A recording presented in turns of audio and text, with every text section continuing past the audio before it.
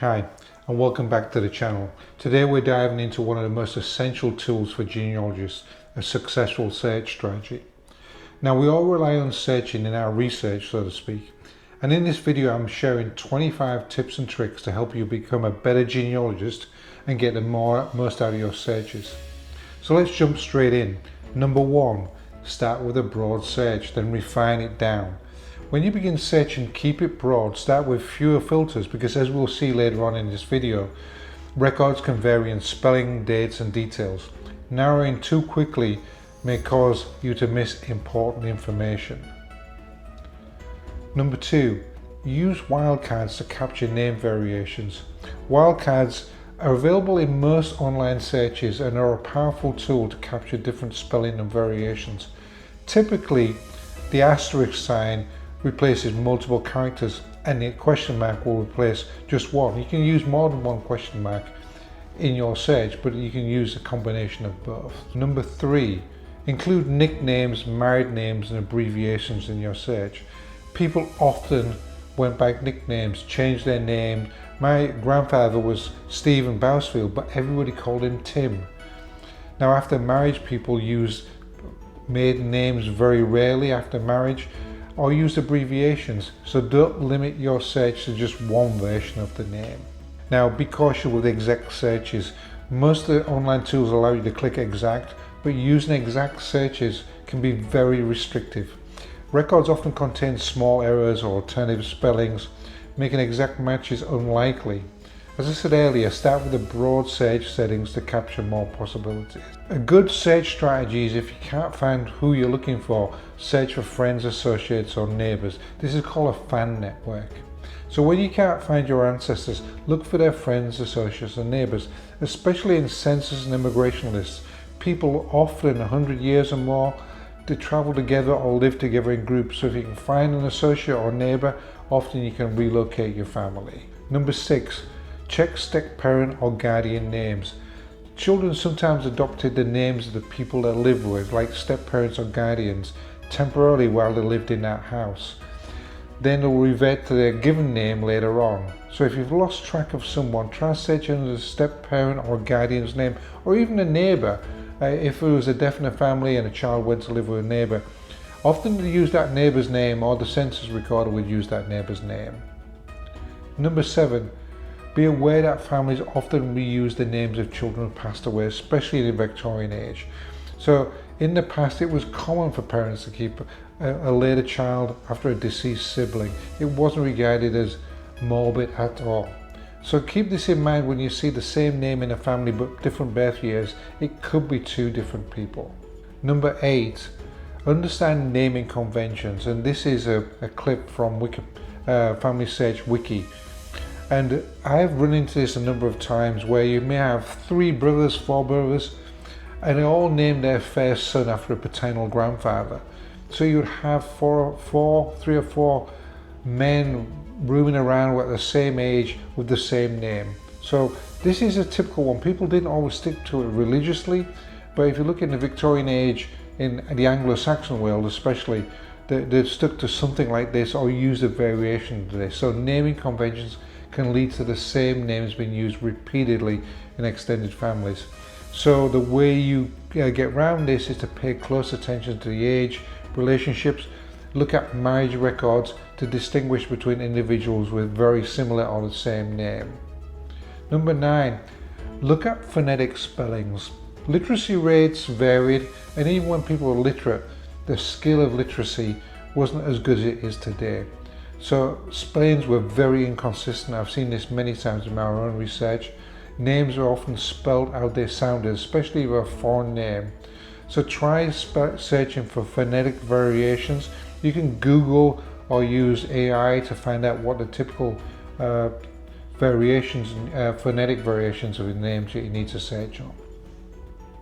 Number 10, consider name translations and language variations. Now, as people moved around, names often changed, especially during immigrations. So a name like Giovanni may become John in English when they emigrated to America, for instance. So look for both the original and localized versions of the name, both Christian names and surnames. And talking about Christian names, Christian names and cultural and religious naming patterns followed families. So you would typically see some families using biblical names over and over again, like some of the ones we have on the screen. Now, if you find a name that doesn't fit with this pattern, it may be an indication that you've found somebody that doesn't belong.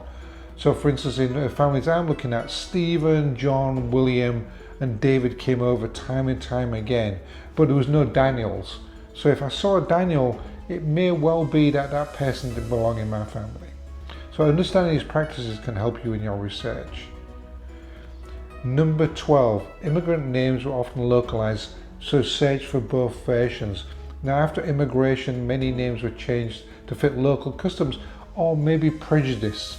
So be sure to search for both the original name, phonetic variations of both as we've seen, and any localized versions. And for new immigrants, these names may change slightly from census to census. So even if they've been anglicized, they may again be changed over time, and it doesn't have to be just Eastern European. You may well find that Irish, Scottish, or even English ancestors, when they emigrated, took that opportunity to change the name for various reasons. Now, when you're searching, make sure that the search is based on verified facts. So if you're using facts that are not verified, you may well be successful in your searching, but you're actually constituting incorrect data into your search. So your tree will just go off on a tangent. So always begin with facts that you're confident in. Using unverified information, like especially details from other family trees, can lead to very inaccurate results, or results that you put in your tree that don't belong there. Now, on the other hand, use estimates for unknown dates or locations.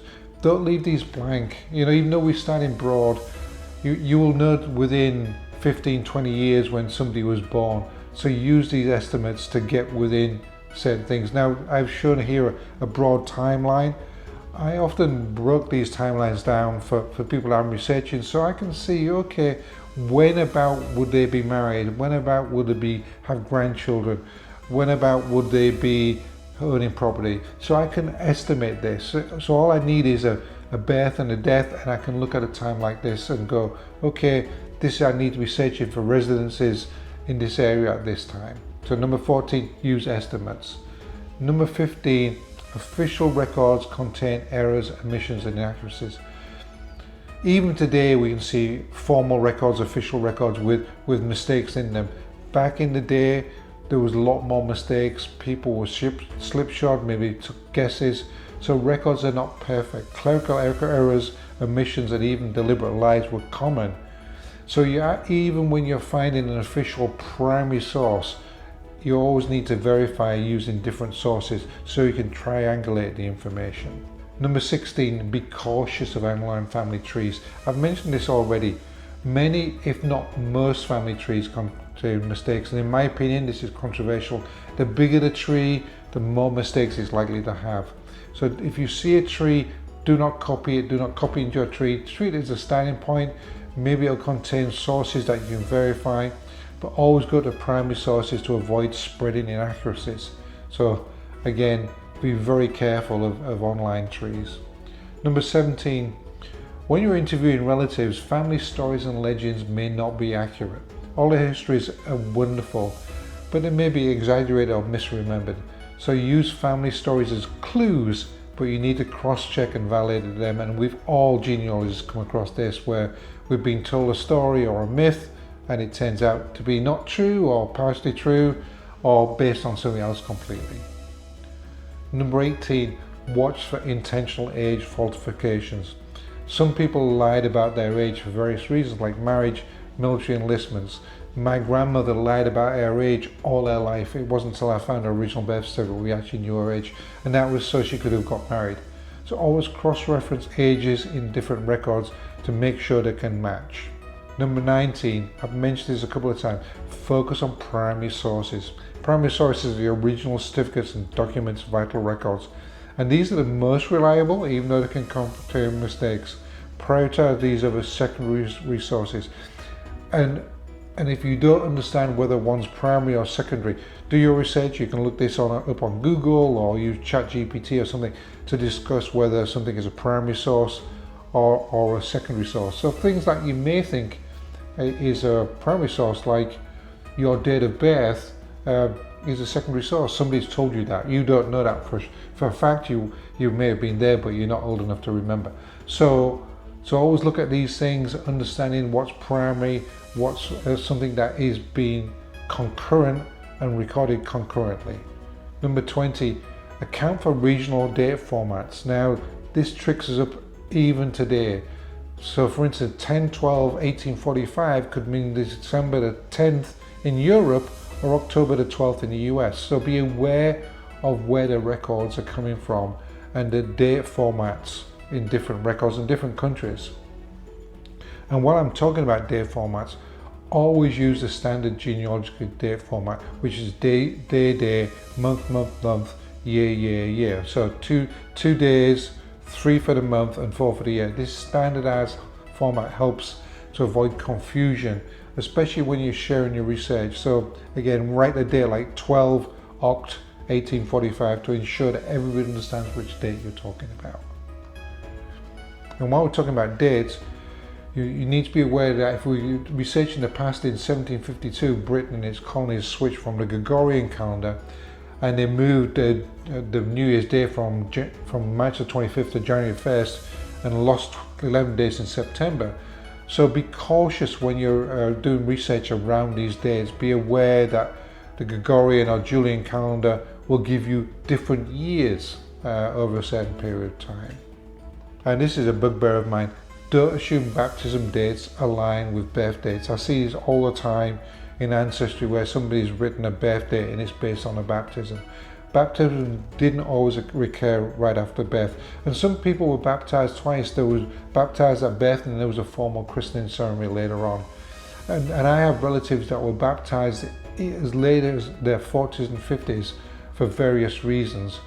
One of them was because there was a rumour in Britain in 1837 that people who were baptized would be fined by the government. So heads to headline, many families took their children to be baptized. So you can see here the headline on July the 1st, 1837, 500 children were baptized and christened because there was a rumour around that you would have to pay a fine to the government if the child wasn't baptized. So watch out for that. And look for the birth record rather than just a baptism record. Now, some records, and here's an example of the 1841 English census, some records just rounded dates for simplicity. Ages were often approximated or rounded up or rounded down. In the case of the English census, anybody over 15 were rounded to the nearest 5. So this could give you a very strange view of a family. If one parent was rounded down, another parent was rounded up, it looks like there's a 10-year age gap. So be aware that many records, and this is where you need to read the description of record, be aware that many records could be rounded up or rounded down, or sometimes people writing records down just rounded them for convenience. It's the fact that we do that today as well. And then finally, number 25, dates were just not that important in the past. Exact dates didn't involve the same importance. People didn't keep the same records. Many people didn't remember or even care about the specific dates as we care about now. So whether somebody was born in 1830 or 1832, it really probably didn't matter to them that much. There was no civil registration in many areas. There was no social security claim. So it really didn't matter too much to them exactly when they was born. So when you're looking at gravestones, the dates on there, the birth dates, could be completely wrong. But anyway, that was a quick review of 25. If there's any more tips that people think would be great to use when you're searching, please write those in the comments. And if you've got any questions, leave a comment below. I hope you've enjoyed tips and tricks and just thinking about how you can get the most out of your searching. And don't forget to like this video and subscribe to my channel. Your support really helps a small channel like mine. So good luck with your search and good luck with your research and searching. Thank you and have a great day.